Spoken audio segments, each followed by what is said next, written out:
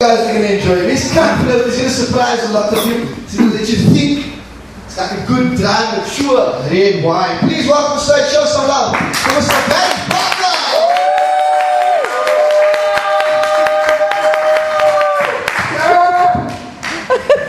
Thank you, Dan, and thank you.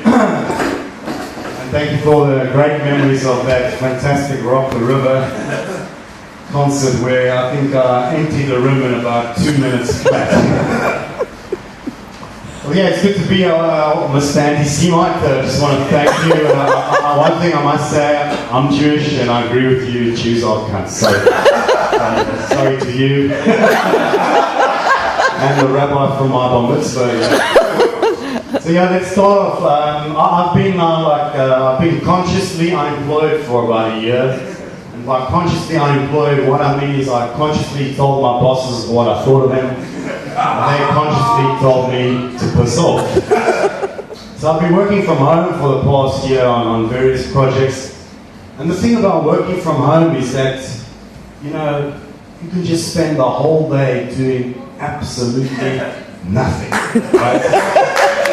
And what happens is, you like invariably, because of this modern world, really, you spend the whole day in front of this fucking laptop computer, in shorts in summer, or in a tracksuit pants in winter, and you just kind of like lose all track of time.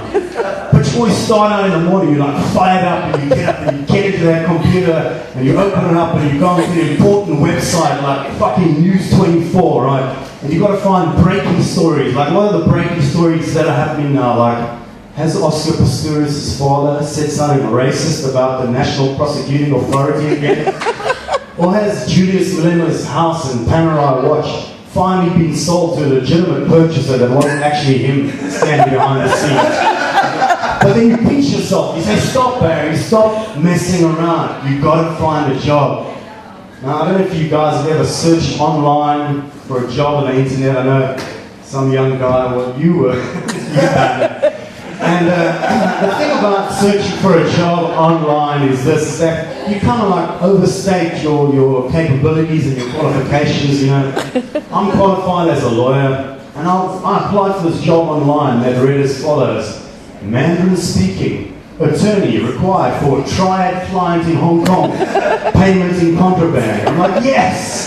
Send the CV out. Because, you know, I could speak Mandarin, definitely. Then there was this other one, you know, where it said, high-powered female executive requires male assistant who must not be afraid of sex in confined spaces or suffer from altitude sickness. And I'm like, yes, send the CV.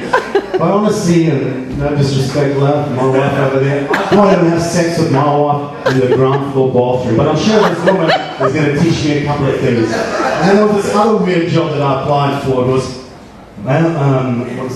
executive chef required for gluten and lactose intolerant former stage star. And I'm like, oh my God, I can do that. I mean, Michelin food's my thing, you know, right after like scrambled eggs and cereal.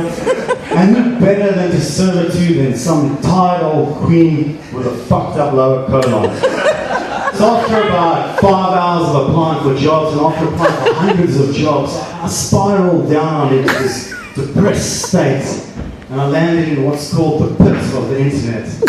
And that pit, guys, you guys all know what I'm talking about. And in that pit, I find my true purpose, which is porno.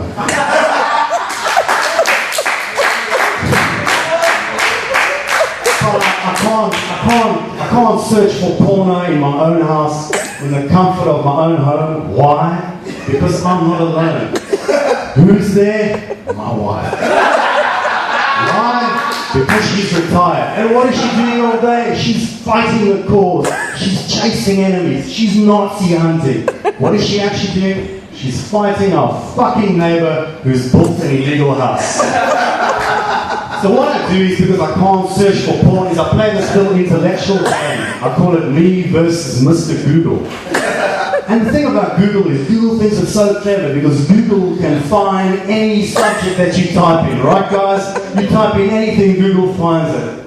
But I beat Google. So what I do is this. You guys know what I'm talking about. Because after your like 100th porno movie that you've watched online, it kind of gets a bit boring. So my game with Google is this. I try and find a subject that Google can't find. So I'm looking for a special porno, not just any porno, right? I'm looking for a porno that combines genres, right? I'm looking for a porno that combines Muslim fundamentalism, terrorism with animal sex. So I type in my title, and my title goes like this. Sinai Desert, lesbian camel squirt fantasy. Enter. Nothing. Yes. One to me. And I keep going. The second one, I try and find another porno which combines interesting genres, and you'll appreciate this. A Jewish boy's coming of age, kosher food, and a Japanese sexual practice. So I type in my title, which goes salmon and cream cheese, bagel, bar mitzvah, bukkake. Nothing. Good food, yes. But eventually what happens is I get bored of this crap. And you can only play these intellectual games with Mr. Google for so long. It gets to the point where I want to. So, my wife now is busy with her Nazi hunting case, and it's about 2 o'clock in the afternoon now, and what she's doing is she's now playing the home video that she's made, which consists of footage of the neighbor building and demolishing and building and demolishing. And you know, guys, I don't know how, you guys seem a bit younger than me, but I don't know how it is now for you guys, but in my day, when I went out on a jaw, and it came to about 5 o'clock in the morning, and I hadn't scored yet, I'd get to that crucial point that I call desperate hour, right? Where any port in a storm, any woman would work. The chick with a gammy leg, oh fuck her. That guy doesn't matter. Wheelchair, who gives a fuck?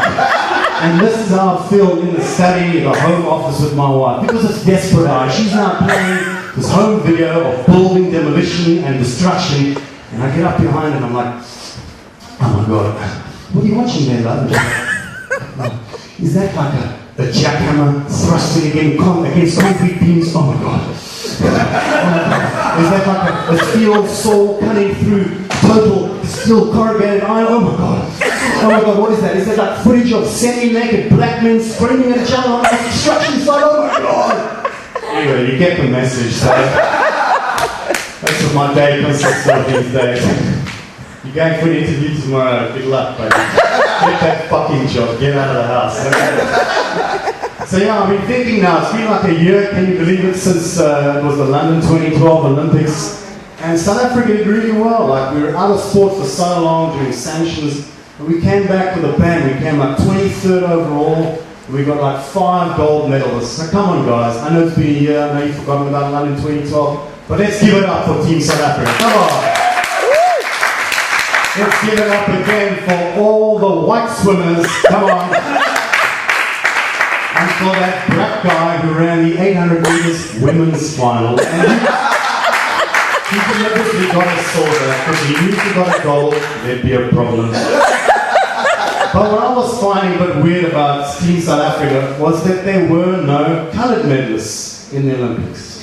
No disrespect. And I was starting to think, why was this? And I worked out this theory, right? And my theory is this, that there are no events in the Olympics for coloured people. So, did you watch the running races, sir? Did you watch them? You didn't.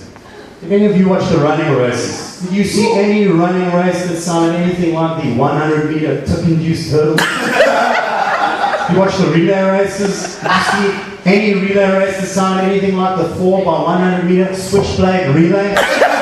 No. There are no events in the Olympics for coloured people.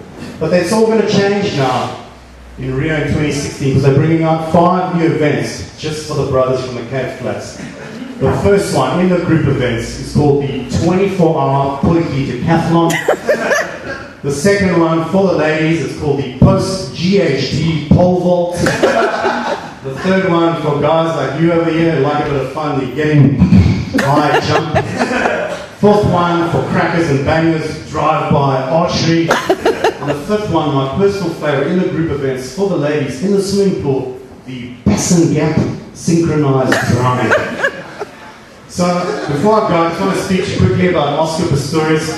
His trial's coming up now on the 4th of June, and I worry about Oscar. We all worry about him. But I got to thinking that Oscar Pistorius has got to be the unluckiest guy in the world. Because had he been born a little bit different, And had he been a double arm amputee instead of a double leg amputee, none of the strategy with Reba might have ever have happened. That's my time. You guys have been very nice.